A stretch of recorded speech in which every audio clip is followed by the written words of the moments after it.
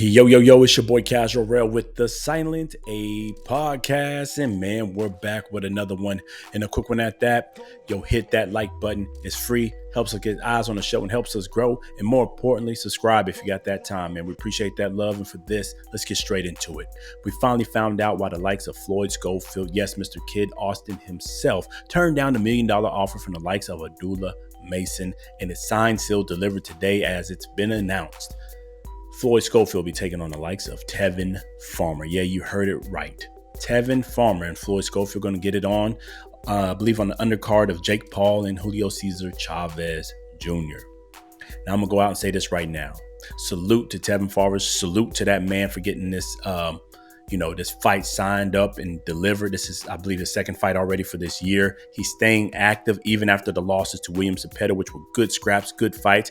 I had him winning the first fight, and then I had him losing the second fight only because he gave up some early rounds there and really couldn't recover. He needed a knockdown to get back into that.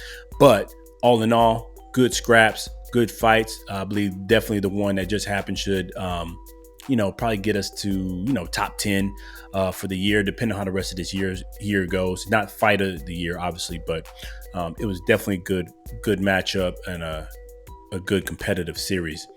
With that said, I want Tevin Farmer to put hands and feet on the likes of Floyd Schofield. Yes, you heard me say it right. I want him to put hands and feet, belt to ass, on the likes of Floyd Schofield. I'm not hating, but I'm tired of the back and forth. I'm tired of shenanigans. I'm tired of the circus that the Floyd Schofield, team seems to bring in the sport of boxing. It's always something going on. It's always some conspiracy. It's always some back and forth. It's always some drama, some mess that we really don't need in the sport of boxing. Yes, there's some entertainment factors that you like to have around a fight, a good storyline, a good back and forth, maybe a little bit of beef and, some aggression, but to the shenanigans that they like to pull throughout their fights, especially when it was supposed to get it on with the likes of Shakur Stevenson back in February 22nd, 2025, and pulled out that week of the fight with a mystery illness. And then before all that, they were getting robbed and set up at their shop. You name it, man. There was always something going on. I want them to put, and I'm saying Tevin Farmer, I want him to put, Floyd Schofield in reality lane, him and his daddy.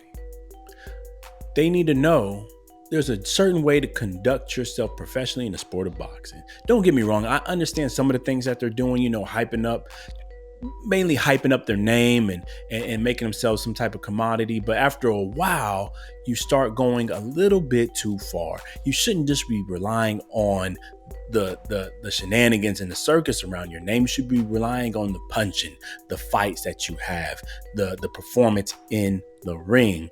And that's what I want the likes of Tevin Farmer to show to Floyd Schofield, and not just Floyd Schofield, to Golden Boy Promotions as well, because it's, they're all on that same umbrella.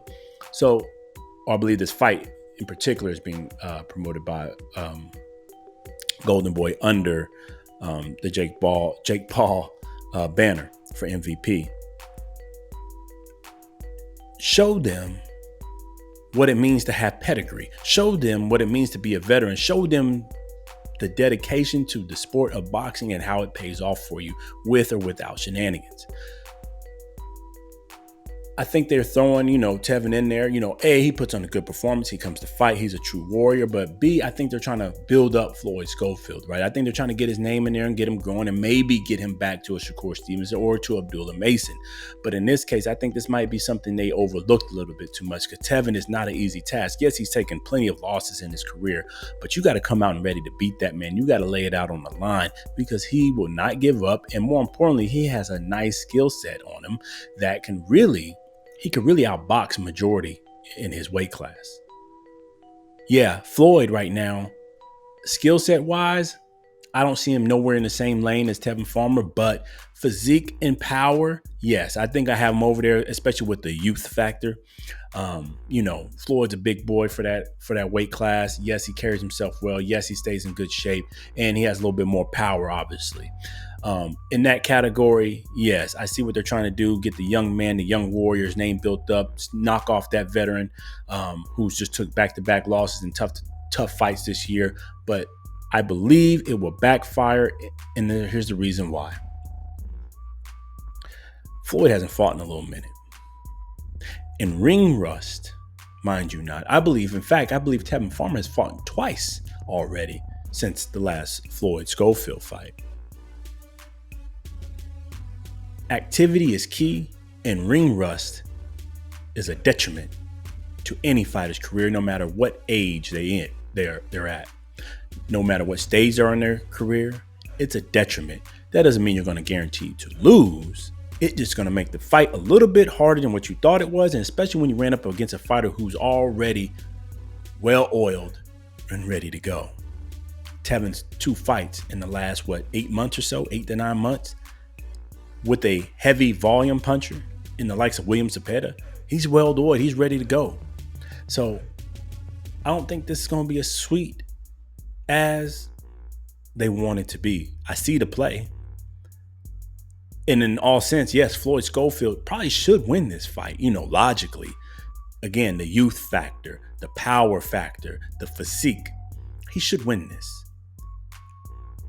But if you dig a little bit deeper, if he does win it, it's going to be one of his toughest fights he's ever seen.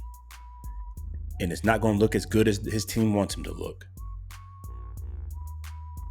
And B, it could actually turn into a nightmare in a sidestep for him if he takes a loss to Tevin Farmer, again, who has been active and ready to go. In my opinion here, I want Tevin Farmer to win. I want him to take him down. I like Tevin as a fighter because he's a true fighting man, true fighting warrior who takes on anybody, signs the contract, gets in there and gets it done.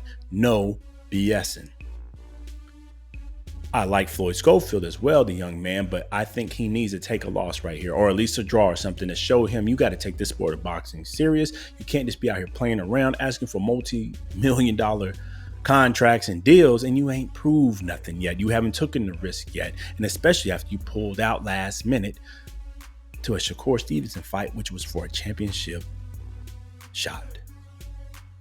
Anyways, man, we talked too long on this. This is the news. It is official. I believe it's June 28th or so. Whenever the Jake Paul, Julio Cesar Chavez Jr. fight is going down, they will be on the undercard. Salute again to Tevin Farmer, and I guess salute to Floyd Schofield and company for finally getting a fight on the books. Let's make sure we show up to this and make sure you show out. We do not need any bad performances.